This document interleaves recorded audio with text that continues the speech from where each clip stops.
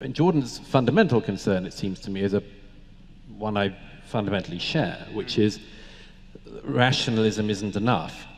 And it's, or let me put it another way. Okay. But then two of you, can you both show me where it's obviously insufficient? Like music. But there's nothing. But again, so to say that there's more to life than being rational is not to say, and perhaps never to say, you need to run against rationality. You need to be irrational in order to get something good. Let me express it a different way. Yeah. We haven't tried the purely rational approach yet, or we haven't tried it for very long. Well, many of us have been trying for a couple of centuries at least. Which is a blip. Yeah. I mean, the tiniest dot at the end of human evolution. So I think that a concern which Jordan has, and certainly a concern I have, is if we try this, we can think of all sorts of ways in which it can go wrong. If you take away all that supporting structure, you can think of any number of ways in which it can go wrong.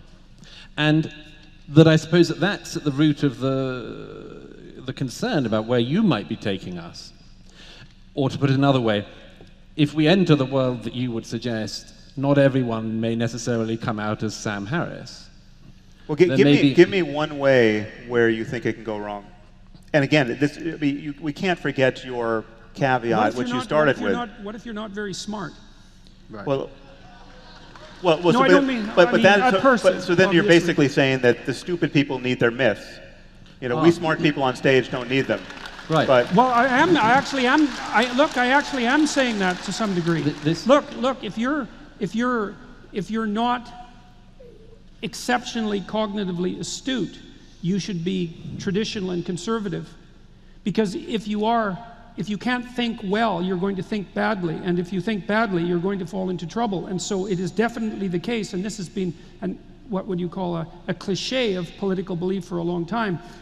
If you're not very smart, it's better to be conservative, because then you do what everyone else does. And generally speaking, doing what everyone else does is the path of least error moving forward. Now, that doesn't mean that rationality is unnecessary. Nor does it mean that all conservatives are stupid. It doesn't mean that either. Right, precisely. It doesn't mean that either. Very important caveat. Yes, but all conservative structures are not the same either, and that we have many warring and incompatible versions of being conservative. True. And this is where rationality actually does play its role.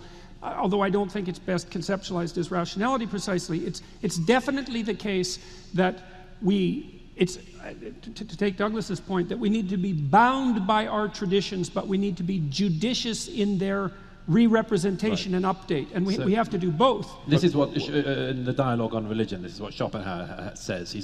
He describes the tragedy of the clergy. Yeah. He pretty much says, look, if they don't believe it, they recognize it's a very useful metaphor, but they don't need to believe it. They tell it, and he says the tragedy of the clergy is they can never admit that what they're saying is just a metaphor. Right. Is this before or after he threw his housekeeper down the stairs? Look, we can all find flaws. We all have skeletons in our closet. Yeah. But yes, there is a way in which religion is what he describes as philosophy for the masses. And that if you recognize that most people are not going to spend their lives studying philosophy, they're not going to be reading about the differences between Leibniz and Kant, that religion has to do. Now, I'm not saying that I agree with that particularly, but there's a heck of an argument within there, which a lot of people will be living their lives in.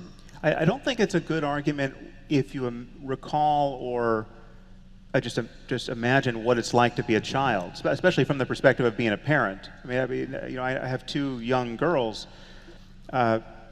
and they're very smart young girls. I mean, they're smart, but one of them is 4.5 years old and knows almost nothing, right? So she knows what I and my wife and our society tell her at some level. I mean, at what point is she going to think for herself about these fundamental questions? And I mean, she's currently spending half the day dressed up like Batgirl or Catwoman, right?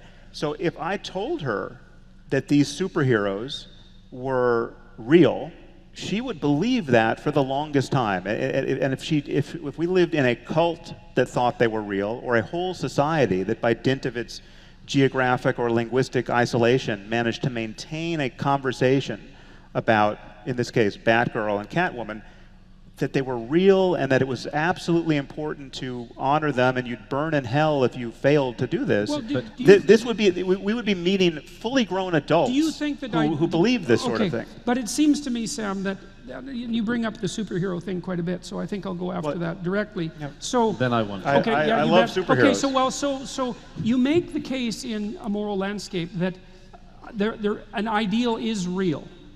Because the ideal that you define an ideal is real, and the ideal is whatever maximizes well-being and gets us away from hell. You said not only is that real, you also say that's the fundamental axiom. That's the claim in The Moral Landscape. So you do make a claim that there is a real ideal.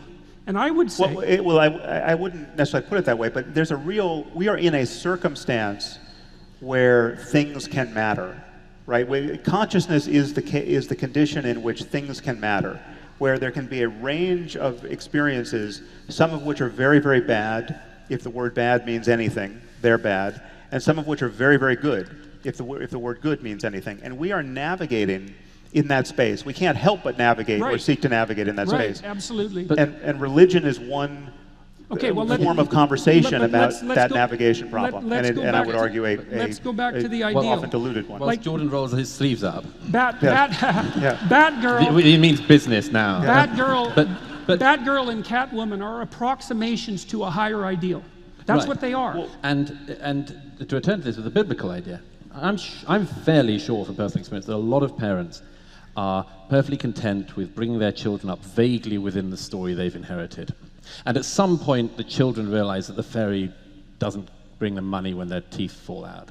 And at some point, maybe around the same time or a bit later, they discover that Santa Claus doesn't really come down the chimney. And at some point, they realize that actually the whole religious thing is a kind of metaphor, but it's got them through the formative years in some way. Often with terrible damage along the way, I concede that.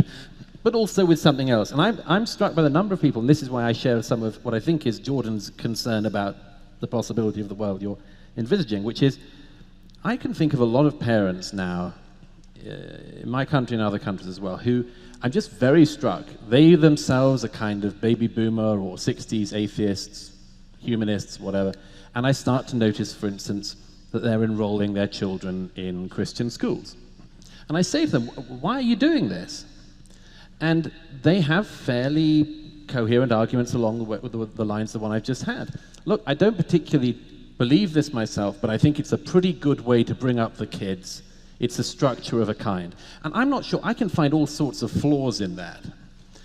But enough people are doing it that it's something that needs to be addressed. Yeah, well, I would say yes. It speaks to a real failure of imagination and effort in the secular community to produce truly non-embarrassing alternatives. Exactly. Yeah. I want to talk about a remarkable phenomenon that is going on in Asia and Africa, namely the large-scale conversion of Muslims to Christianity. There was a complaint by a guy on Al Jazeera who said that by his count, 6 million Muslims are converting to Christianity each year. Christians have been saying two things. Number one, God is eternal. Eternal meaning not living forever on and on and on. Eternal in the sense of outside of time. And this concept of eternity, which seemed from a scientific point of view incoherent, now makes complete sense. If God is outside the universe, He's outside of time. Far from being unable to escape God, there is a very real contingent of non-believers, and I would count myself among their number, who are unable by any means to discover Him, who seek and do not find, who knock and receive, as it were, no answer. I think it would be great if God existed. I really do. I would absolutely love to escape death. I would relish being the recipient of unconditional love. Less selfishly, I would love to be able to worship that which deserves to be worshipped. I just don't think it's true. Now, try as I might, look where I can, I find no response, no hint, nothing.